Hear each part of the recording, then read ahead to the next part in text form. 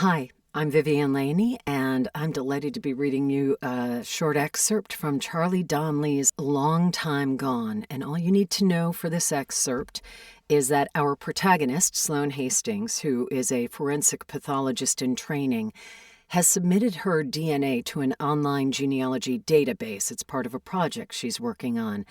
And so what happens here kicks off our story into high gear.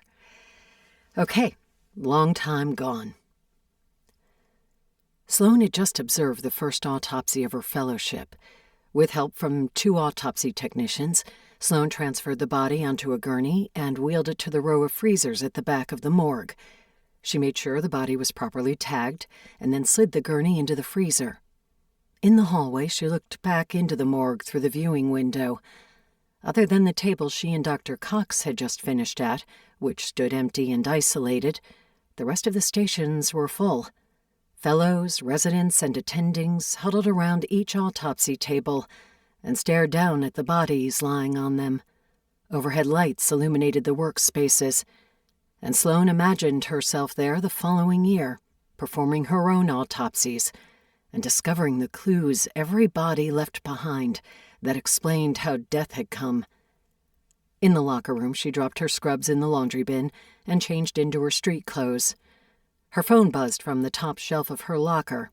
She checked the caller ID. James, the genealogist. It had been just over a week since Sloane submitted her DNA. A nervous flash of energy flushed through her system, followed by a pang of guilt. Her adoption had been something her parents discussed openly since the time Sloane was a young girl, which diffused any desire to look for her biological parents. Slowly, though, over the last several days, an unfamiliar anticipation stirred in her gut at the thought of discovering who had given birth to her and why they had decided to give her up. Sloane lifted the phone to her ear. "Hi, James. Everything come back okay?" "Yeah. Well, that's why I'm calling. I found something weird with your DNA profile. Let's meet so we can talk. I'm free later tonight. The coffee house again?"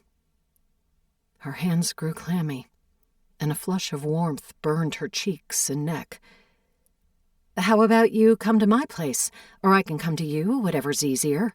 "I'll come to you," James said. "Text me your address. I'll be free at 8. "James," Sloane said, before the call ended, "is it bad?" There was a long pause. "I'm not sure yet.